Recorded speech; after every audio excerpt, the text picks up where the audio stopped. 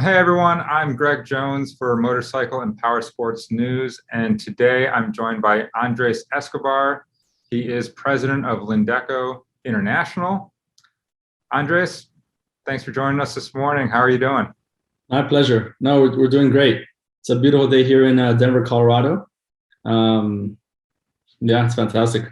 Excellent. Yeah, it's a little cloudy here in Akron, Ohio today, but that's fall around these parts. So. Yeah. Well, Andres, speaking of Colorado, I know you're kind of new to that area and you've been there kind of since the summer. Um, and all that's kind of related to what's been going on at Lindeco recently. And for a lot of folks who might not know, Lindeco has a longer history on the automotive side of things. But in more recent years, you guys have jumped into the motorcycle and power sports space. And obviously, that's what we're most interested in. But to get us started off, do you want to talk a little bit about that background that the company has in automotive? And Yeah, for sure. Our company, I mean, we've got several companies that are in our kind of umbrella. And the parent company is Lindeco International Corp. It was started in 1957 by a gentleman, which we're still very good friends with, named Jerry Lindestrauss. He is German, fled Germany to, I want to say China. No, that's wrong. It may have been Japan. I don't remember exactly, but he fled and then ended up in the United States, founded Lindeco, and started off in New York City. They focused on automotive parts. So they're not manufacturers of parts, but they buy products by the OEMs and relabel them. Their focus originally was on the Middle East, or in the Middle East. Then in the 80s, when there was issues with Iran and Iraq and whatnot, and you couldn't do trade with those countries, that's where my father came into the picture. He got introduced to Jerry, and ultimately my father purchased the company, brought it from New York City to Miami, Florida, and refocused on South America, right? Very and good. that's kind of what they've been doing for the last 64, 65 years, kind of thing. Yeah. Being very honest, sorry, go ahead. I was going to say that's kind of how you guys got into the motorcycle and power sports space to begin with, was down in Latin America to start. That's exactly correct. My plan was always to work in with our family business. The company was doing really well, $10+ million a year. It's a pretty lean business, so it worked out well. For geopolitical reasons in South America, the market changed, right?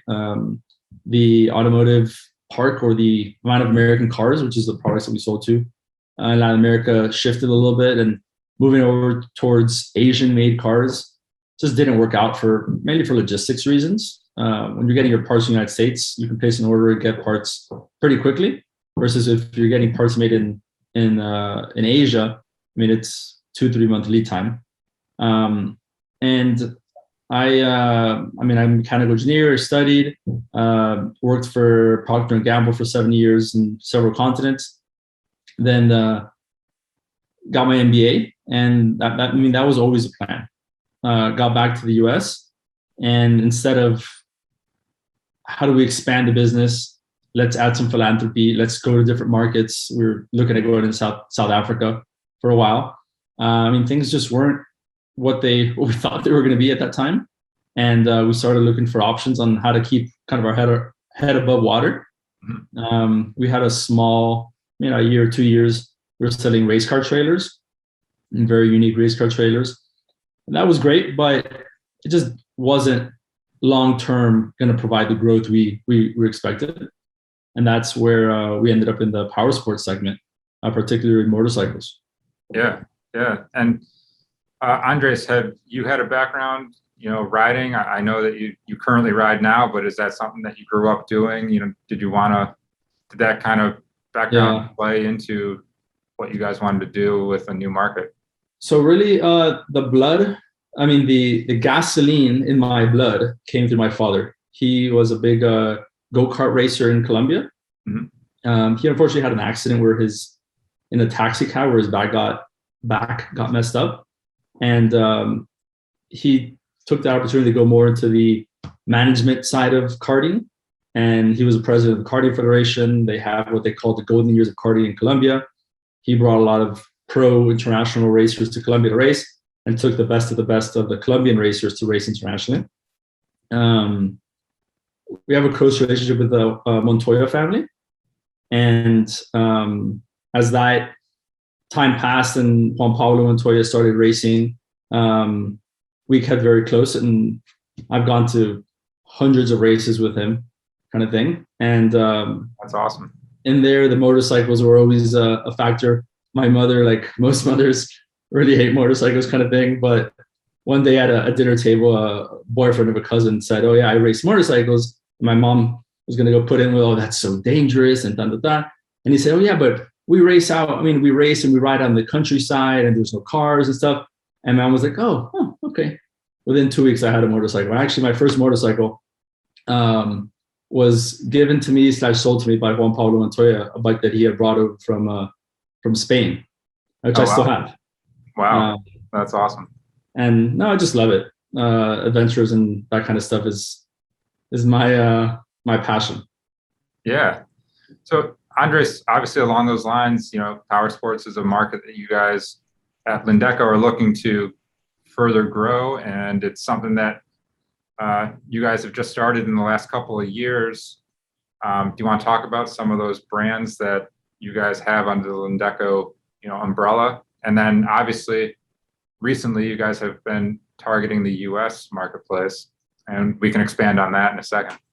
Yeah, for sure. So like I mentioned, we started off in Latin America. We spent a good, I think it's 8 months chasing climb, right? When I started riding motorcycles in Miami, Florida, I was lucky enough to have my university paid, a scholarship, and I was working in the aviation industry. So I had and I'm a mechanical engineer. So I had the luxury of researching what are the best products for everything I need, right? That started off with the climb helmet, Asterisk knee braces and whatnot. And when we decided to get into this market, naturally I gravitated towards these brands that I've been using for many years, right? And I'm happy to say that the brands we have today, I still consider to be really the best of the best. Not just because they're like the flashy, the coolest graphics, but the engineering, the technology, the safety behind them, or some competitive advantage is really what draws us to want to represent them in Latin America and North America. So kind of going back, yeah, we started off with climb. That was a long eight months battle of convincing them that we're not just Joe Blow who wants to buy some climb products for myself and then we'll pretend to sell it, kind of thing. We convinced them, and once we had a climb on board, that kind of really opened the doors for us. In Latin America today, we represent either exclusively or semi-exclusively. It's like 10 brands, right? Your range is climb, which is super high-end, helmets, gears, and stuff. And then we've got smaller brands that make products like air filters or mounts for your GoPro. We work with Ram mounts, for instance. We're not their exclusive distributor in Latin America, but we're their preferred distributor. Yeah. And that's really opened the door to getting into dealers, right? Excellent. So obviously, like I said a second ago, the US market is something that's new for you guys and something that you guys have been expanding on since just this summer. And Correct. It's my understanding that COVID kind of helped create that opportunity or force your hand maybe for this opportunity. Yeah, exactly. It was a mix of opportunities that have presented themselves as we've grown and moved in, further penetrated the power sport market, as well as COVID.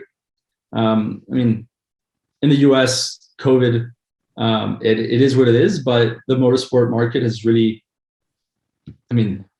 benefited. That's not the right way to say it, but the market has grown, right? The sales have increased significantly. People couldn't travel and decided to go ride a motorcycle. Fantastic. In Latin America, unfortunately, that wasn't the same case. The lockdowns happened very early, and they were what I consider a real lockdown, which is where, and I don't exaggerate, in some of these countries, if you got caught outside your house more than 100 feet from your house and you weren't walking your dog and you didn't have a pre-approved permission to leave your house, you're getting fined upwards of $200, $300, which in local currency is a lot more than just $200, $300 in the US, right? So it made it tough. The good thing was we still had a lot of confidence in the segment, in the consumers and the dealers, but things definitely slowed down. The other factor that's really important is the purchasing power of individuals, right? In Latin America, we're going after the top like 0.5%, right? In the US, the average consumer's purchasing power is significantly greater, right? So especially when you're representing some of these high-end brands, it's easier when more people are able to purchase your products without having to, save for months and months and months kind of thing. Right. Now, Andres, you mentioned that Lindeco has about 10 brands that you guys are working with on the Latin American side. Do you want to talk a little bit about what the brands are and the products are that you guys are working with for the US market? Yeah, for sure. So different than Latin America. In Latin America, most of the brands we represent are US companies and a couple foreign companies that we distribute exclusively in South America. For the US, what we've done is kind of flip that, and what we've looked for is brands outside the US that have already some brand recognition, have a great product, have some competitive advantage, but just weren't either in the United States or weren't being represented to their maximum potential, right? It all started with Enduristan, which is a Swiss company that manufactures waterproof luggage, soft luggage. We actually started working them right before the pandemic. The pandemic hit, and then as I described in South America, things kind of came to a standstill. So that really not much happened. As the relationship grew, we knew that in the US, say they had been in the United States for a while. They were doing okay, but not really what the brand could do. Yeah. And one thing led to another, and today we have exclusive distribution of their products from the Canadian border down to the tip of South America. Right? Very good. That was our first brand. The next brand, or I don't exactly remember what the order is, but another brand we work with that we're very grateful to be working with is Midas Tires. They're out of Czech Republic. Midas isn't very well known in the United States. They're part of the Trelleborg Group, which is a multi-billion-dollar brand of the rubber conglomerate. They actually manufacture, and I can't be careful what I say here, but they actually manufacture a very large percentage of the tires for some of the other brands that we all use. They're OEM on BMWs, KTMs, just a really great tire. And the opportunity was amazing. I was in Latin America for opening a new dealer in Chile, got invited to a dinner, and sat down next to the Midas regional manager for Latin America. And one thing led to another. A year passed, opportunity presented itself, and we got very lucky and are able to say that we're one of the few distributors of Midas in the United States. Yeah, we're excellent. The reality is a company like us that even with 64 years of experience, if we call up Dunlop or Michelin or any other big brands, be like, hey, we want to distribute tires, they're going to laugh at us kind of thing. Yeah. And with Midas, we're kind of entering at the ground level. The company's grown a lot. We're actually flying out to Chicago in a couple of weeks to meet with their wheel and tire director, get some feedback, get some ideas, and we think Midas is really going in the right direction. And their market share today is 1% of the market, but the idea is to kind of grow that. That's excellent. It's awesome that you guys are going to be helping in that growth. Now, are there specific applications? You mentioned, BMW, and I think you said KTM. Are there specific applications that the tires are made for, or do they have a wide range? Yeah, they got a pretty wide range actually. So the Trelleborg Group with Midas actually makes tires for military aircraft, airplanes, small airplanes. What they're really well known for is agricultural tires, so big tractor tires. But within the power sport division, they've got everything from go-kart tires, moped tires, bicycle tires, and then they've got pretty much the full range from tires for motorcycles. You got super sport bike tires, off-road, adventure tires, and cruiser tires. Okay. Yeah. One of the things that I enjoy working with Midas is that in their experience in the U.S. market isn't that deep, and there's areas that they haven't really looked into, like the Harley Davidson sector. Right? There's a lot of Harleys out on the road, and they just don't have too many fitments for them. So we're kind of working them. We're very lucky. We work with Chris Hayes, who's a longtime executive in the power sport industry, and he has a lot of experience. So he's able to share that knowledge of his with the different brands we work with. Yeah, that's great. Now, Andres, I think there's maybe one or two more brands that you guys are entering the U.S. with. Correct. The other brand that we're working with actively at the moment is a company called MSC Moto. They're based out of Australia, and they've been for 25 years making steering dampers. I'm sure you've ridden a bike with a Scott's. I've used Scott's in different continents and whatnot, and it's a great product. It really is. But there's room for improvement, right? MSC is made a purposely built damper. Scott's, there's kind of a backstory there where the Scott's was actually supposed to be a damper for a swing arm on a carbon fiber bladed rear swing arm motorcycle. Mm-hmm. And for whatever reason, they didn't go forward with that bike. That damper sat on a shelf. Somebody had the great idea, hey, we can convert this into a steering damper. And it works very well, but some of its features, some of its actual like packaging envelope isn't ideal. Yeah. And MSC for 25 years is making these dampers that are amazing. They just took out one called the Vector, which is kind of like, I'm going to estimate here, it's like a quarter of the weight of a Scott's damper. Its stack height is 2-finger widths high, so it fits right underneath the bar. And they really are great products. They don't leak, very well made. Everything's made in-house in this one shop in Australia. Everything but the anodizing. Okay. And so far, so good. I mean, it hasn't been easy for us because not everybody uses dampers in the United States, and Scott's and some of the other brands really have a big market share. Yeah. But the people we've sold dampers to have given us great feedback. They love that they weigh less, that they fit underneath the bar. They're simple to adjust, kind of thing. So we're getting that started, and so far so good. Yeah, that's excellent. Well, Andres, it sounds like you guys have 3 excellent brands that you're bringing to the U.S. market and helping grow in that space. And obviously, as you said, COVID has kind of fueled this, motorcycle and power sports segment, where some of the other industries have really been hurting, but that's not the case for our industry. And, my question to you is, you've been in the U.S. now since the summer with some of these brands. What's kind of the goal moving forward? What are some of those benchmarks that you guys are looking to hit? Yeah, so our objective isn't really to compete with some of the big distributors, right? They have a very wide range of products, and I mean, the shipping costs, their availability, or they're already in a lot of these dealerships.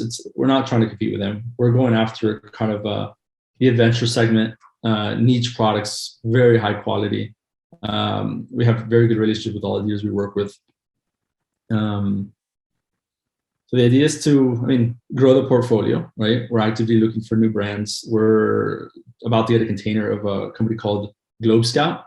It's a company out of Turkey that manufactures aluminum side cases and top cases for motorcycles.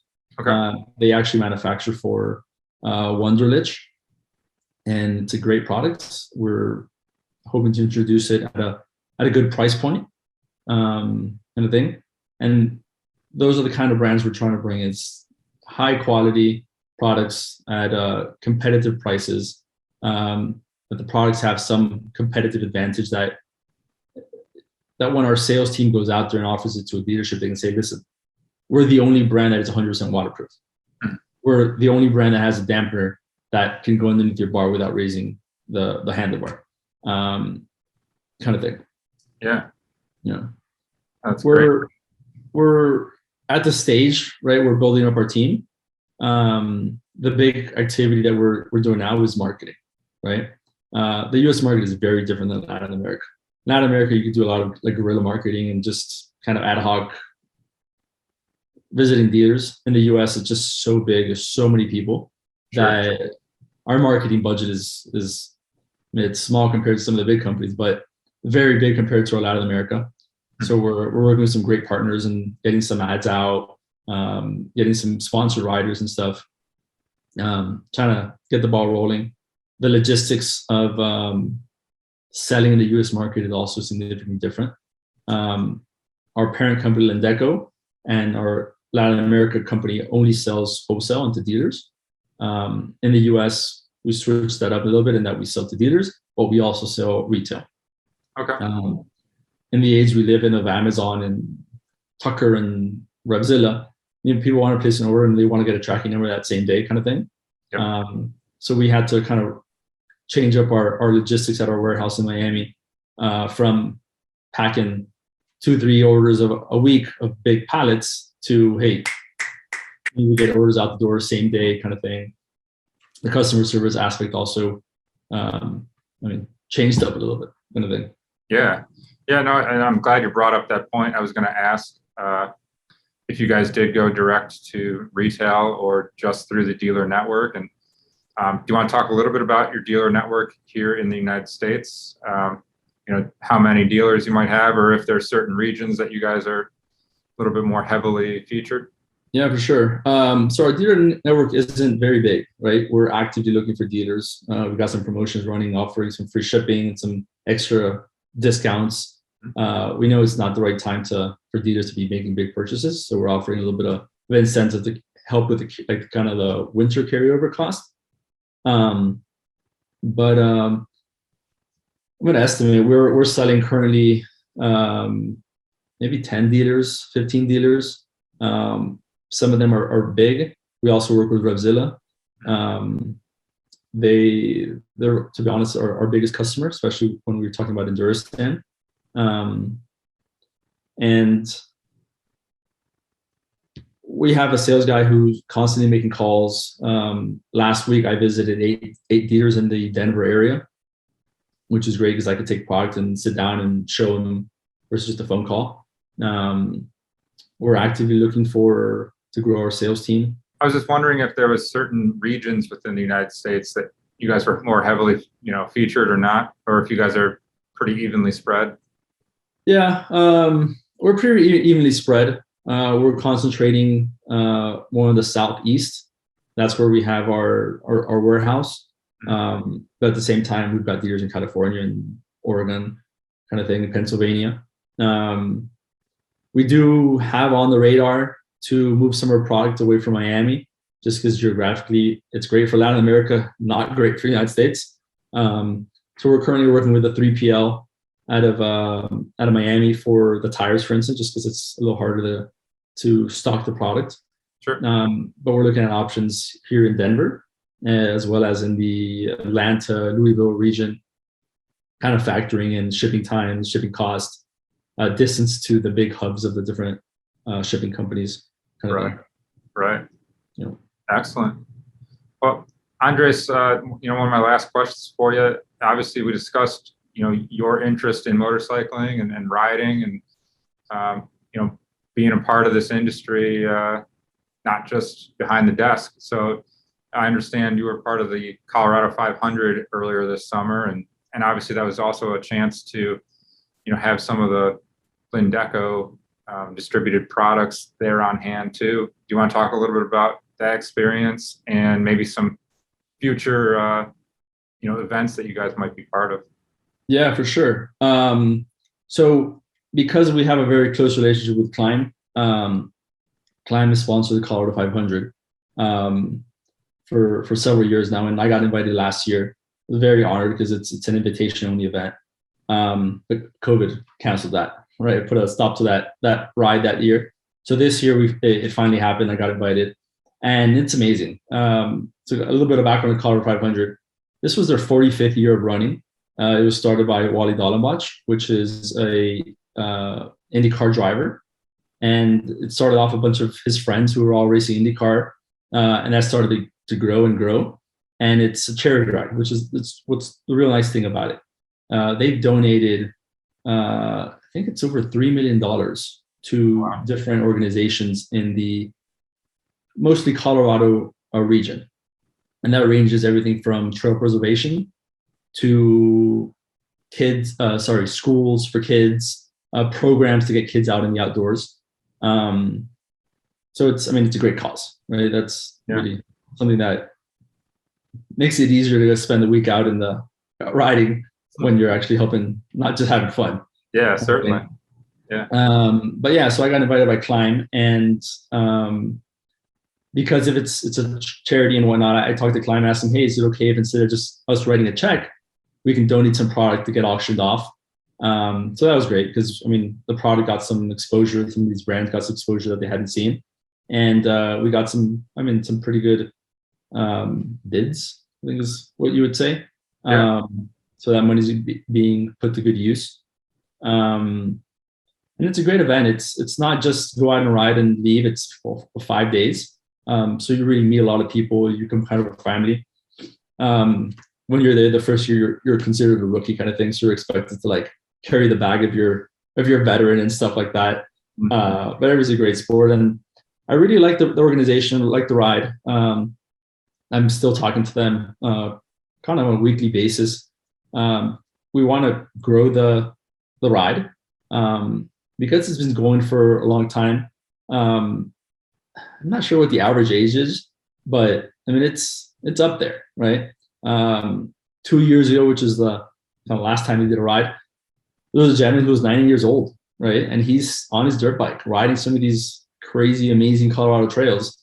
But we're making a push to get some new, younger riders out there and make sure that the ride is around for another 45 years kind of thing. Right. Absolutely. Well, no, it sounds like it was a very cool experience that you got to be part of. And it's great that you also got to have Lindeco be part of that too and Climb. And like I said, it's all for a good cause, so it makes it that much better. Exactly. Well, Andres, excellent. This is a bunch of exciting stuff to, hear that you guys are in the U.S. market now and starting to make waves and growing a few brands here, as well as the brands that you have in Latin America. I don't want to cut you off if you have anything else you wanted to discuss, but if not, I really appreciate your time today.